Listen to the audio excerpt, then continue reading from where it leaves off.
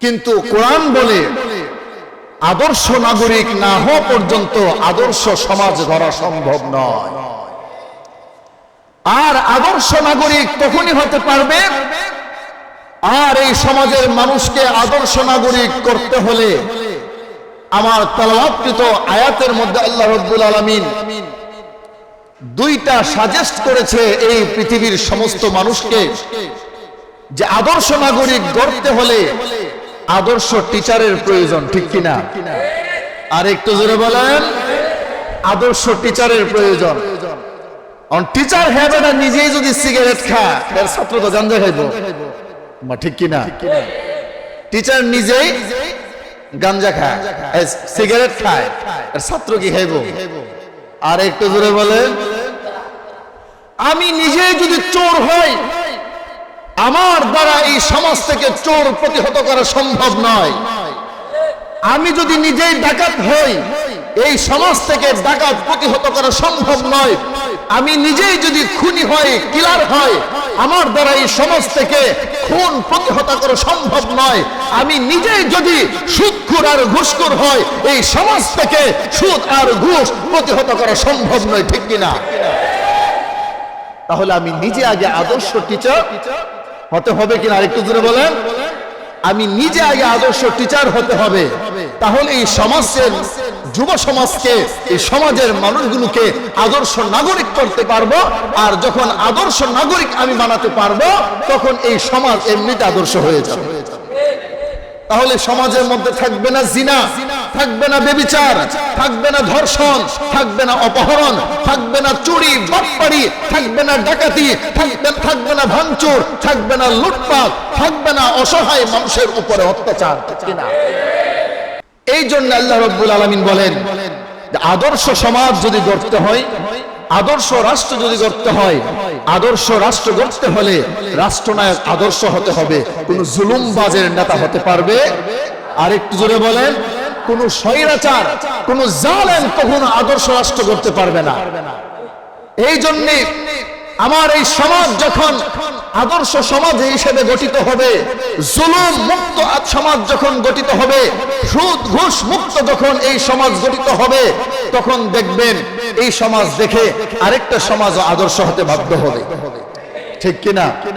এইভাবে আস্তে আস্তে পুরো বন্দর উপজেলা আদর্শ সমাজ গঠিত হবে, এরপরে পুরা নারায়ণগঞ্জ জেলা আদর্শ সমাজ হবে, এরপরে পুরো রাষ্ট্র বাংলাদেশ আদর্শ বাংলাদেশ হবে।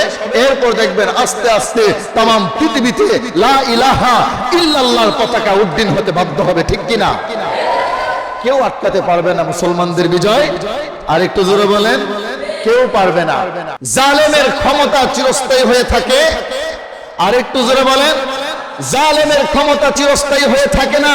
যেখানে জালেম থাকবে, যেখানে বাতিল থাকবে, সেই বাতিলকে প্রতিহত করার জন্য হক থাকবেই, ঠিক কিনা?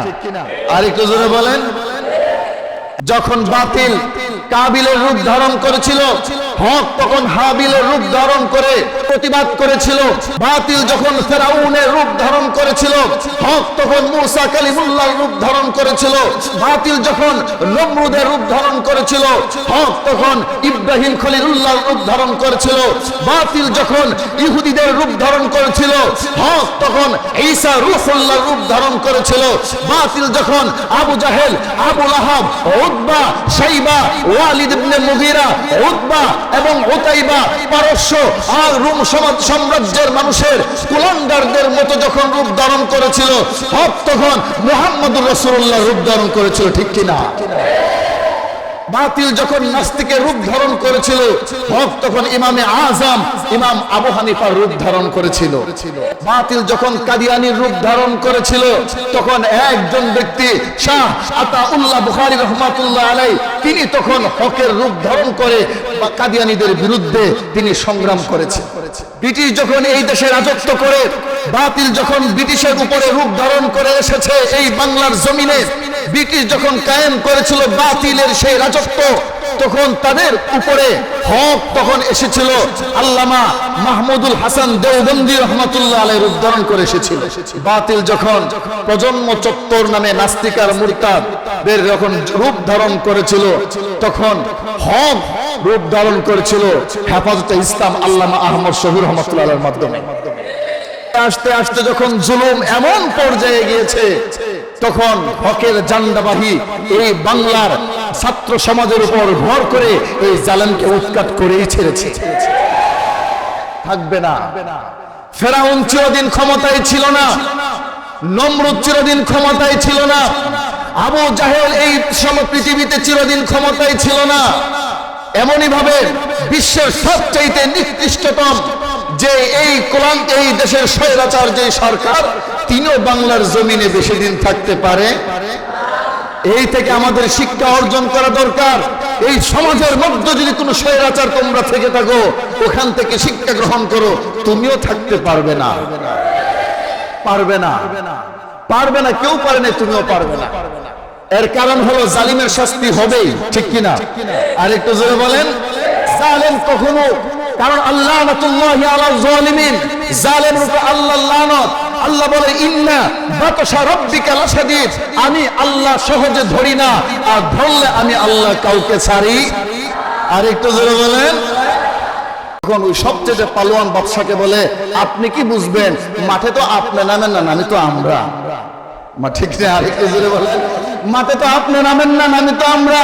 আর খালিদ বিন ওয়ালিদ তো আপনি চিনেন না, কে সে, ও কি সে? খালিদ বিন ওয়ালিদ যখন হাতের শাহাদাত আঙ্গুলের মধ্যে নিয়ে তরবারির গুছা নিয়ে যখন আকাশের দিকে তুলে যখন এইভাবে উত্তোলন করে ঘোরায়, আর তার জবান থেকে কি যেন বলে, নারায়ে তাকবীর, আল্লাহু আকবার স্লোগান যখন দেয়, তখন দেখি আসমান থেকে লক্ষ লক্ষ তলোয়ার পড়তেছে। এর ধারা প্রমাণ হয়ে গেল নারায়ে তাকবীর স্লোগানের আছে না পাওয়ার। আর একটু জোরে বলেন।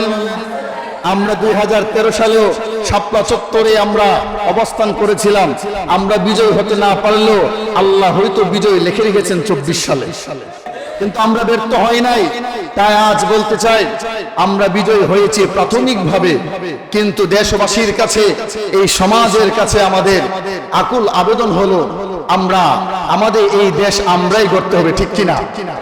এই দেশকে আমাদের দেশ আমাদেরই গড়তে হবে। সুতরাং একটা চক্রমহল, ভারতের একটা চক্রমহল, কুচক্রমহল, তারা এই বাংলার জমিনে সাধারণ মানুষের সাথে মিলেমিশে মানুষের বাড়িগুলো লুটপাট করতেছে। এগুলা ছাত্র সমাজ নয়, ওরা বিএনপিরও কেউ নয়, ওরা অন্যান্য কোন দলেরও নয়, জামাত ইসলামেরও নয়, হেফাজতে ইসলামেরও নয়, ওরা হলো কুচক্র একটা মহল।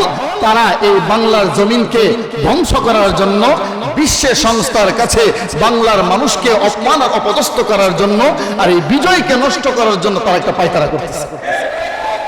এই জন্য দরকার হলো সজাগ দৃষ্টি। কি দৃষ্টি? আর একটু জোরে বলেন। সজাগ দৃষ্টি প্রয়োজন, সজাগ দৃষ্টির প্রয়োজন। যুব সমাজ যদি সজাগ দৃষ্টি রাখে, তার দুইটা কান খোলা রাখতে হবে, তার দুইটা চোখ ওপেন, 24 ঘন্টা ওপেন রাখতে হবে। যুব সমাজ যখন 24 ঘন্টা দুইটা চোখ ওপেন রাখবে, দুইটা কান যখন ওপেন রাখবে, আল্লাহর কসম খেয়ে বলি, আমি এই মিম্বর থেকে বলি, এই সমাজ, এই রাষ্ট্রে কোনোদিন অন্যায় অবিচার হতে পারবে না। যুব সমাজের কাছে আমার আকুল আবেদন, যেখানে অন্যায় দেখবে সেখানে প্রতিবাদ গড়ে তুলতে হবে। যেখানে অন্যায় থাকবে সেখানে প্রতিহত করতে হবে।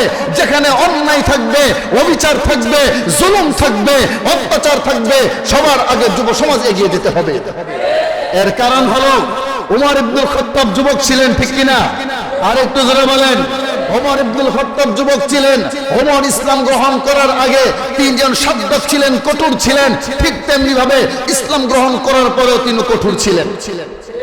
এই জন্য আল্লাহ রাসূল সাল্লাল্লাহু আলাইহি সাল্লাম তিনি ইচ্ছা করলে একাই পারতেন বিজয় করতে, কিন্তু আল্লাহ রাসূল দোয়া করলেন দুইজন ওমরের জন্য। একজন হলো ওমর ইবনুল খাত্তাব, আরেকজন হলো ওমর ইবনে হিশাম, অর্থাৎ আবু জাহেল। আর এই দুইজন ব্যক্তি ছিল মক্কার মধ্যে সবচেয়ে প্রভাবশালী। আল্লাহ রাব্বুল আলামিন বিশ্বনবী সেই দুইজনের দোয়াকে একজনের জন্য কবুল করেছেন, তিনি হলেন ওমর ইবনুল খাত্তাব, ঠিক কিনা? এই জন্য আমার তেলাওয়াতকৃত আয়াতের মধ্যে আল্লাহ রাব্বুল আলামিন বলেন, যেই পৃথিবীর মানুষ এই সমাজকে যদি তোমরা সুন্দর করতে হয়, আদর্শ সমাজ গড়তে হয়, সুদ মুক্ত, ঘুষ মুক্ত, স্বৈরাচার মুক্ত এবং অন্যায় অবিচার জুলুম অত্যাচার মুক্ত, চুরি মুক্ত, ডাকাতি মুক্ত, অপরাধ মুক্ত সমাজ যদি তোমরা গড়তে হয়, তাহলে অবশ্যই তোমরা আদর্শ নাগরিক হতে হবে। আর আদর্শ নাগরিক যদি তোমরা হতে হও, তোমাদের অভিভাবকগুলো আগে, টিচারগুলো আদর্শ হতে হবে, ঠিক কিনা? আর একটু জোরে বলেন, আদর্শ টিচার হতে হবে। আদর্শ টিচার হওয়া ছাড়া পশ্চিমকালের সম্ভব নয় আদর্শ সমাজ গড়া। এই জন্য আল্লাহ রাসূল সাল্লাল্লাহু আলাইহি সাল্লামকে আল্লাহ রাব্বুল আলামিন আমাদের মাঝে পাঠিয়েছেন আদর্শ টিচার হিসেবে, ঠিক কিনা? আর একটু জোরে বলেন, তিনি কেমন টিচার ছিলেন? কেমন টিচার ছিলেন? ওনার কাছে যদি কেউ একজন খারাপ মানুষ আসতো, সে চিরদিনের জন্য ভালো হয়ে যেত। এক কাফে ইহুদি বিশ্বনবীর চাদর বরফ ধরে এমন জোরে টান দিয়েছে, বিশ্বনবীর গলার মধ্যে ফাঁস লেগে গেল। তার সামনে ছিল হযরত ওমর ইবনুল খাত্তাব। তিনার হাতের আস্তিনগুলি ভাবে বলতেছে যে বিশ্বনবীর অনুমতি ছাড়া, হুকুম ছাড়া আমি কাউকে আঘাত করি না, আর নয়তো তোর মতো ইহুদির গলা থেকে কল্লা আমি আলাদা করে ফেলতাম। আল্লাহ রাসূল বলেন, ওমর, ইহুদি টাকা পাওনা অর্থাৎ নেওয়ার তারিখ ছিল একদিন পরে, সে একদিন আগে আসছে, তাতে সমস্যা কোথায়? যাও বাইতুল মাল থেকে তাকে তোমরা যার পাওনা টাকা দিয়ে দাও। তুমি যে তাকে ধমক দিলা, তার জন্য জরিমানা স্বরূপ আরো 200 দিরহাম দাও। সুবহানাল্লাহ বলবেন না? এবার ওমর ইবনুল খাত্তাব গেলেন বাইতুল মালে যাওয়ার পরে ওমর ইবনুল খাত্তাব বলতেছে যে এই নাও তোমার পাওনা টাকা, আর এই নাও পাওনাদারকে কেন ধমক দিলাম, আরো 200 দিরহাম জরিমানা। তখন হ্যাঁ উঠতে গো, আমি টাকা নিতে আসি নাই। ও কেন আসছো তাইলে? আমি টাকা নিতে আসি নাই, আমি তাওরাত কিতাবের মধ্যে পড়েছি সর্বশেষ যুগে এমন একজন মহামানব বিশ্বনবীর আবির্ভাব হবে এই পৃথিবীতে, যার সাথে মানুষ খারাপ আচরণ করলে সে পাল্টা এমন ভালো আচরণ করবে, সে চিরদিনের জন্য ভালো হয়ে যায়। তা আমি বুঝবো কিভাবে উনি ভালো না খারাপ? এমনি তো সবাই ভালো, কিন্তু আমি একটা খোঁচা দিয়ে দেখি কয়জন ভালো, তখন বোঝা যাবে, ঠিক কিনা? আর একটু জোরে বলেন, সব ভালা, কিন্তু আমি একটা খারাপ আচরণ করে দেখি, তখন বোঝা যাবে সত্যিকারের ভালো কে, বা ঠিক না? একদিন এক যুবককে এক মুরব্বী জিজ্ঞেস করে, বাবা তোমার বাড়ি কোথায়? সে বলে অমুক গ্রামে। যে গ্রামের নাম কইছে, এই গ্রামের মানুষ অধিকাংশ মানুষ খারাপ, লাইটল, কথায় কথায় গালি মারে। মুরব্বী বলে, না বাবা আমার বিশ্বাস হয় না, তোমার বাড়ি এই গ্রামে। না চাচা আমার বাড়ি এই গ্রামে। আরে না বেটা আমার বিশ্বাস হয় না এই গ্রামে।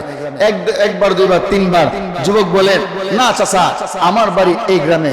মুরব্বী বলে, না বেটা আমার বিশ্বাস হয় না, এই গ্রামের ছেলে এরকম। তখন যুবক উঠতে বলে, কানের নিচে কষায় একটা সর মারুন, তখন বিশ্বাস হইব। তখন মুরব্বী বলে, এবার বিশ্বাস হয়েছে তোমার বাড়ি এই গ্রামে। ঠিক কি না? আরেকটু জোরে বলেন। আল্লাহর নবী বিশ্বনবী রাহমাতুল লিল আলামিনের কাছে এক যুবক এসে বলে, ইয়া রাসূলুল্লাহ, ইয়া হাবিবাল্লাহ, ওগো নবীজি আমার জিনা করতে মন চাই, আমাকে জিনা করার অনুমতি দিন। ইয়া রাসূলুল্লাহ আমার জিনা করতে মন চাই, আমাকে জিনা করার অনুমতি দিন। আল্লাহর নবী রাগ করলেন না, গুসাও করলেন না। একজন জিনা ব্যভিচার যদি আমার সমাজের, যদি মসজিদের সেক্রেটারি অথবা সভাপতি অথবা এলাকার কোন গণ্যমান্য ব্যক্তির কাছে এসে যদি বলে, হুজুর আমার জিনা করতে মন চাই, পারমিশন দিব? আর একটু জোরে বলেন, নাকি জুতা দিয়া? জোরে বলেন। আল্লাহর নবী বিশ্বনবী রাহমাতুল লিল আলামিন বলেন, হ্যাঁ যুবক আগে বলো রে, তোমার মার সঙ্গে যদি কেউ জিনা করতে চাই তুমি পারমিশন দিবে কি? ওগো নবীজি আমি তার মাথা ভেঙে ফেলবো। তোমার স্ত্রীর সঙ্গে যদি কেউ জিনা করতে চাই তুমি পারমিশন দিবে কি? হুজুর গো আমি তার ট্যাং ভেঙে ফেলবো। হ্যাঁ যুবক বলুন, তোমার বোনের সঙ্গে যদি কেউ জিনা করতে চাই তুমি পারমিশন দিবে কি? হুজুর গো আমি তার হাত ভেঙে ফেলবো। তোমার মেয়ের সঙ্গে যদি কেউ জিনা করতে চাই তুমি পারমিশন দিবে কি? হুজুর ইসরাফিল সিংহায় ফু দেওয়ার আগে আমি নিজে কিয়ামত শুরু করে দেব।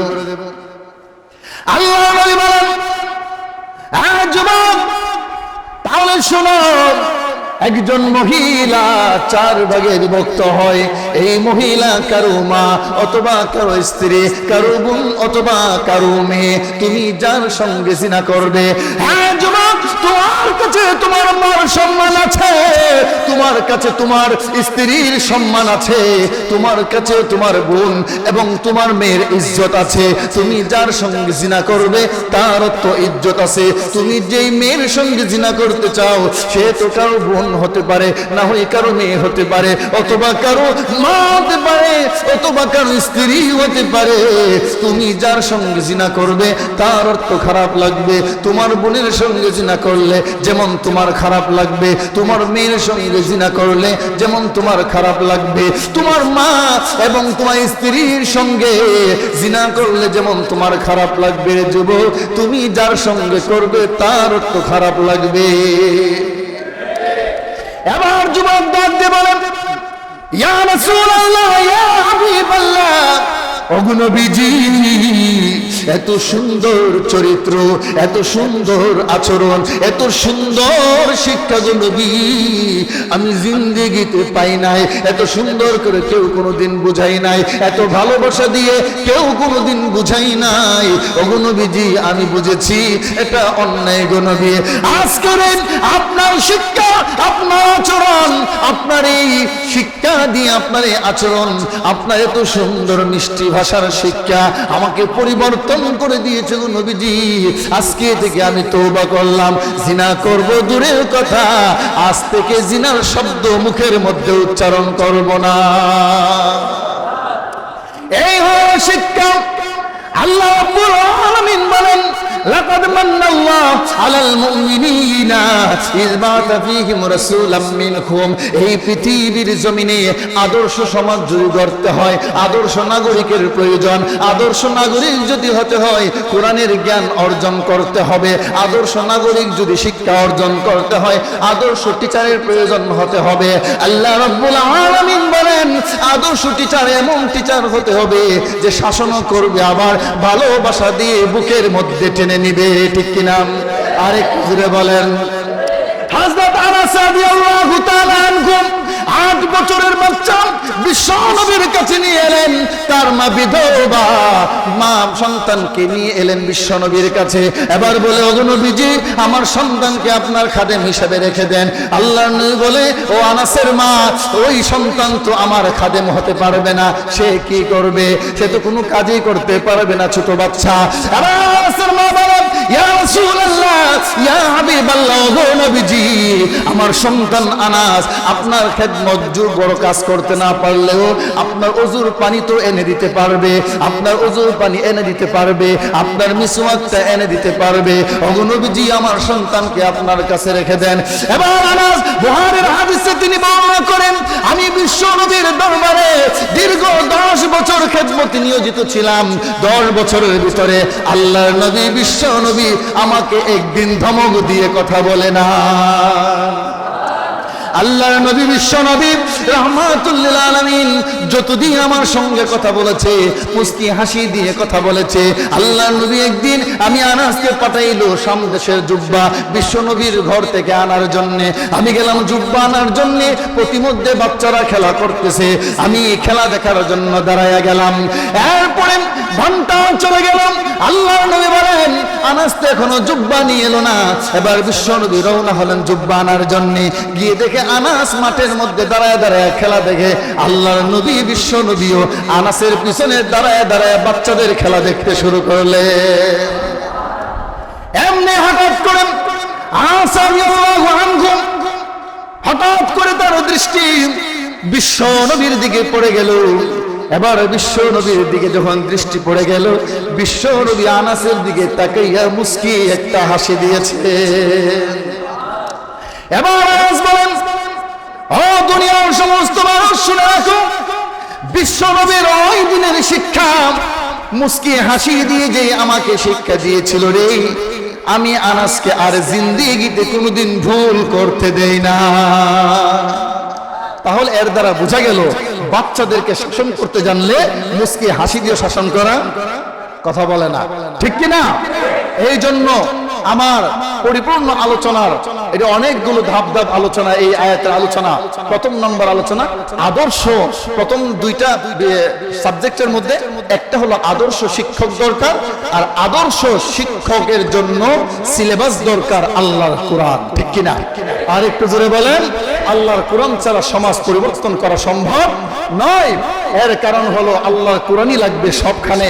এরপরে আসেন যে আদর্শ শিক্ষক যে হবে তিনি এমন ভাবে মানুষকে আহ্বান করতে হবে, তার মধ্যে শাসনও থাকবে, আবার ভালোবাসা থাকবে। খালি মারতেই জানে, আদর করতে জানে সে কখনো টিচার হতে পারে না, ঠিক কিনা? আরেকটু জোরে বলেন। গরু পিঠা দিয়ে সে কখনো টিচার হতে পারে না। যে আদর করতে পারবে সে শাসনও করতে পারবে, আর যে শাসন করবে সে আদরও করতে হবে, ঠিক কিনা? আরেকটু জোরে বলেন।